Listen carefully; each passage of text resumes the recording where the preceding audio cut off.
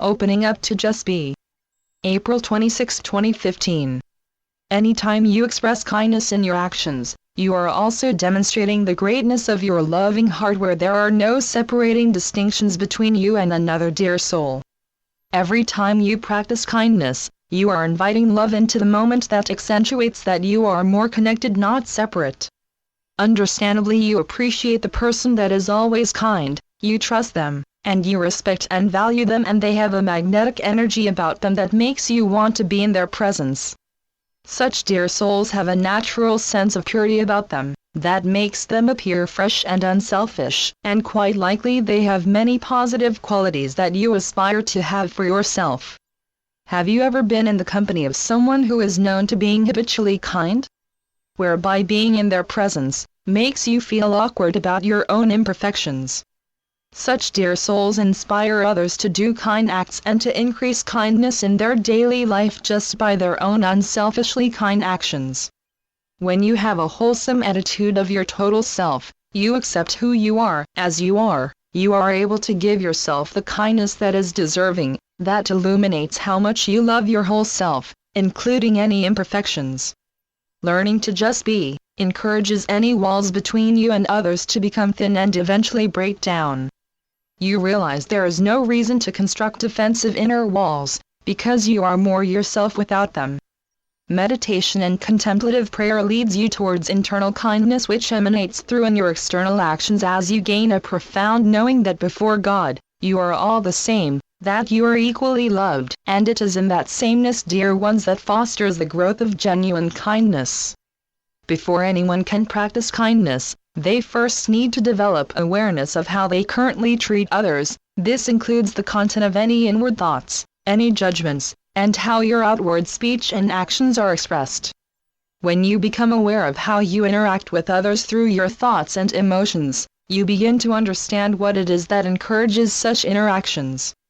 The practice of observing helps you to see objectively, not just from your perception, but also how others may perceive something, and how your actions or words may affect another person. It is important, dear ones, to recognize when you are less than kind and of any justifications that you create before and after the unkind incident. From your observations, opportunities will rise for you to treat others as they would want you to treat them, and that is for you to always act in their best interest, from the highest of good, without betraying your own values and beliefs. This means, dear ones, you propel yourself beyond looking out for yourself first, but this should only be done in moderation and in reasonable doses. You don't want to give up your home or life savings where it makes you impoverished.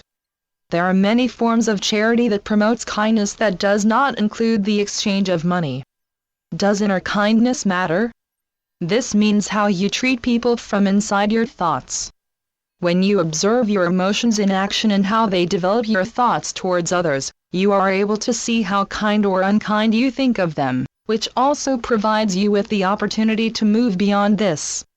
When you look deeper into yourself and you begin to understand the workings of your mind and how you treat others, you may be shocked by the sudden realization on how critical you have been, or how emotionally attached you were to opinions that were known for being unkind and biased.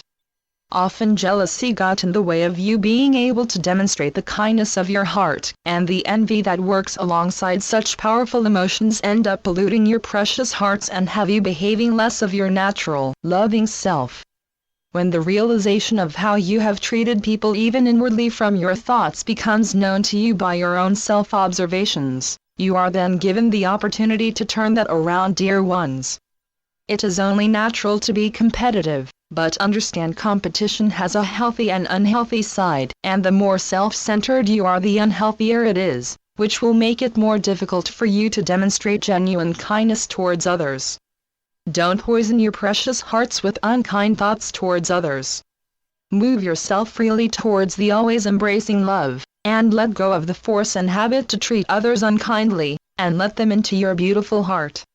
If you want to develop more kindness towards others, then you need to be able to recognize their sameness instead of always looking for their differences.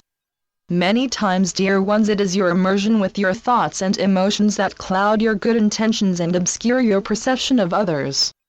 When you look beyond this, you are able to see another dear soul without differences but with sameness.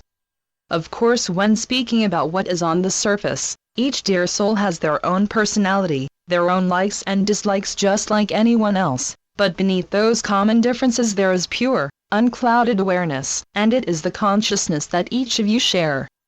When you are looking at another dear soul and you let yourself look beyond the surface differences, you are able to grasp that their awareness is equal to your own, and not just similar, but the same consciousness that is one consciousness.